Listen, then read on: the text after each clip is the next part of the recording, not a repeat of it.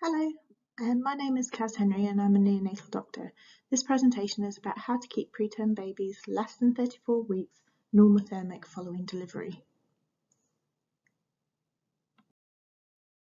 Normothermia means keeping a baby's temperature between 36.5 to 37.5 degrees Celsius. The reason we try to prevent hypothermia is that there are many detrimental effects of hypothermia. Being cold reduces glucose availability to a baby, despite them needing more glucose. This can cause a baby to become hypoglycemic and use anaerobic glycolysis, leading to lactic acidosis. Being cold reduces a baby's ability to make their own surfactant, or the surfactant produced does not work as well. The baby is more likely to have respiratory distress with recession and tachypnea. Hypothermia causes a baby to require more oxygen, but at the same time, there can be narrowing of the pulmonary vessels, which leads to a baby having low oxygen saturations and needing oxygen. Babies who are hypothermic are more likely to have bleeding tendencies. There is a 28% increase in mortality for every 1 degree drop in temperature for preterm infants. The take-home message from this is preventing hypothermia is much easier than overcoming detrimental effects once they occur. Preterms are so vulnerable to hypothermia because they have a large surface area to mass ratio and lose heat easily. They have weak muscle tone and do not shiver. They have thin, immature skin which loses water easily.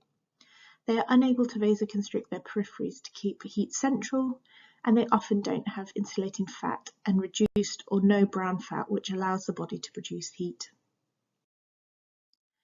Babies lose heat in a number of ways as well. Conduction is when you lose heat through physical contact with another surface or body.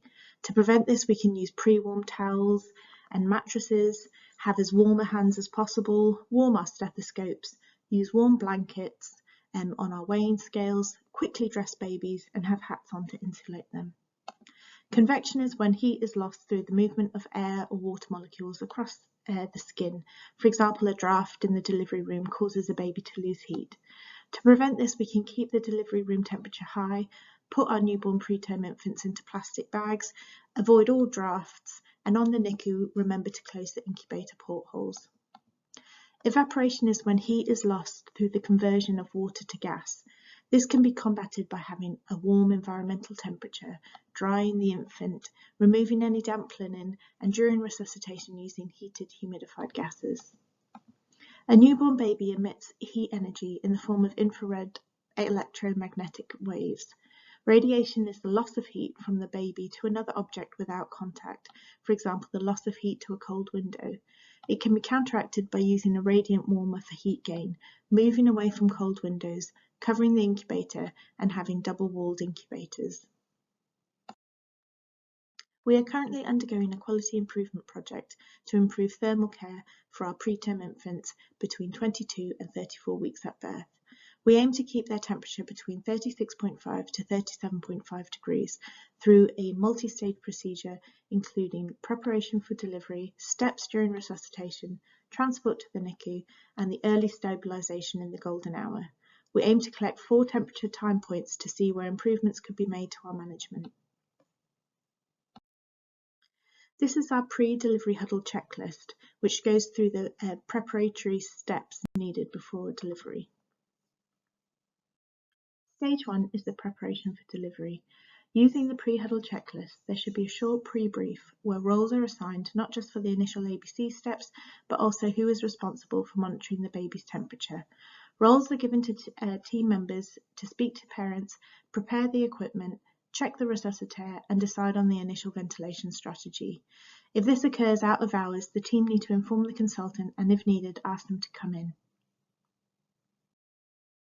The table shows the timeline and roles for each team member.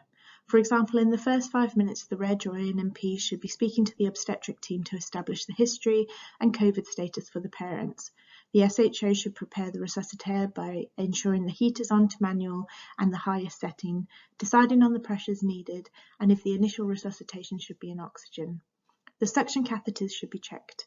The temperature probe, which gives the team a continuous skin temperature readout, should be taken from the thermal pack on the neonatal unit. Any windows or doors should be closed and, if possible, the temperature raised in the room. The nurse should let the consultant know what's going on, tell the consultant which room or theatre the mother is in, and ask for the consultant to come in. The next 5 to 10 minutes, the Reg should speak to the parents to establish what they understand will happen, their expectations and the possible outcomes dependent on gestation. The SHO should prepare the bag with hats, ET tubes, stylets, and different sized masks, a CO2 colour change device, laryngoscopes, and the near-fit fixation device, NG tubes and enteral syringes, a SATS probe and monitor if needed, scissors, and the temperature probe. Some infants will require surfactant, and this should be taken out of the fridge to warm up, and a giving set for surfactant would also be required. A transwarmer may be necessary and can be found in the thermal packs on the neonatal unit. A sheet is needed to cover it. It may be worth starting to gather equipment necessary for lines on the neonatal unit. During this time, the nurse should also set up the incubator with humidity, prepare the ventilator or CPAP circuit. They will get the grab bag when the delivery is imminent. They can help the SHO prepare equipment and find a transwarmer. It is important to regroup and recap so that each team member knows their role. The Reg or ANMP or SHO may be tasked with airway and breathing. An SHO may be needed for access and circulation, listening into the heart rate with a stethoscope. The nurse will help with temperature checks and providing equipment. The consultant will have overall leadership and may step in to help if needed. This shows how to set up the resuscitator with the temperature probe before the baby is delivered. Insert the probe into the port on the resuscitator while setting up, preparing for delivery. The end of the round metallic disc will be placed in direct contact with the infant's skin. The heat mode should initially be on manual and on full prior to delivery so that the mattress and towels can be warmed up. Once the baby is delivered, we attach the probe to the baby in the left axilla or under the left back using a hydrogel temperature cover. The heat mode is switched to baby and increased to 37 degrees once the baby is born. This will help keep the baby at this temperature. The temperature probe then uses the baby's actual skin temperature to automatically adjust the heater output of the radiant warmer and thus maintain the digitally displayed preset temperature, which is 37 degrees. The baby's temperature should also be checked manually every 5 minutes. It is important that preterm babies get the opportunity to have delayed cord clamping. We should be mindful about keeping them warm during this procedure. The resuscitator can be brought as close as possible to the mother. In labour suite, the resuscitator mattress can be slid onto the mother's bed and the baby can be placed into a plastic bag with a hat on. In theatres, you may have to use a transwarmer covered in a sterile drape to keep the baby warm. The person receiving the baby should be scrubbed to maintain sterility. Delayed cord clamping is stopped if there are any concerns with the mother or the baby. Following delayed cord clamping, the baby should be placed in the middle of the resuscitator. If they aren't in a bag, they should be placed into one and a hat put on. The heart rate and breathing should be assessed and any supporting management given. The SATS probe should go on the right hand and the temperature probe under the left back or left axilla. At this point, the resuscitator should be switched to baby from manual. Every 5 minutes, the temperature should be checked digitally as well. Remember, the radiant heater can be blocked by healthcare professionals working over the child. Once A and B are stable, a more active thermal management should be implemented. If the temperature is less than 37 degrees, a transwarmer should be used. The transwarmer must be covered in a sheet. If the temperature is over 37.5, consider reducing the temperature on the radiant heater to 36.5 or lower if this does not work. Once the temperature is stabilised, it should be cross-checked with a digital thermometer and recorded as T1 on the pre-delivery huddle checklist. If the baby is stable, the team can prepare to move. At this point, a quick summary of the stabilisation for the team and the parents is helpful. This table summarises the important time points and actions of each team member from when the baby reaches the resuscitator until the team is ready to move to NICU.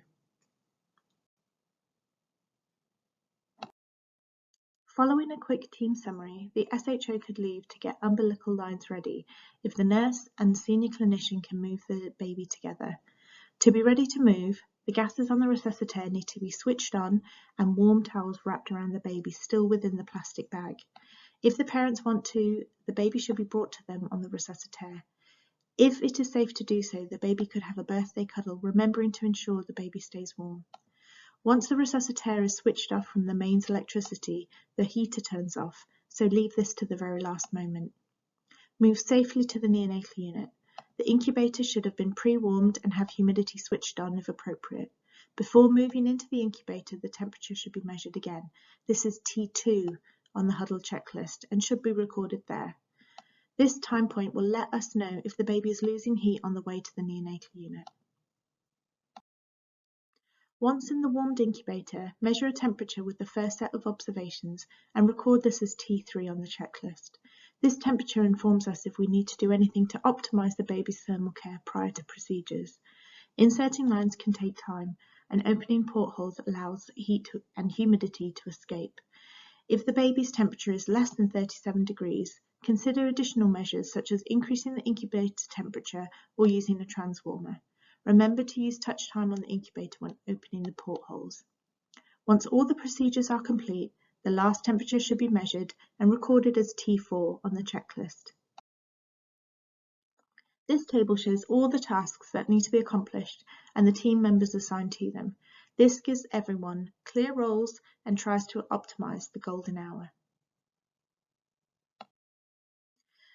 This table shows all the 4 temperature points, why we're measuring them, and what we can do if the temperature is not normothermic. If we are out of range, it also allows us to highlight which part of the process we can work on as a team. It may also be an equipment issue, so it is important to highlight when equipment is not working or is damaged. In conclusion, hypothermia is preventable. It has an impact on morbidity and mortality. Preterm and low birth weight infants are especially vulnerable. There are simple things we can do to improve. We should be thinking of optimising the baby's temperature at all stages of the stabilisation and early care. As part of the QI project, a feedback form will be emailed to teams when the admission temperature for a preterm infant is out of range to investigate the possible causes for this. Prevention is much easier than overcoming the detrimental effects of hypothermia once they occur. Thank you very much.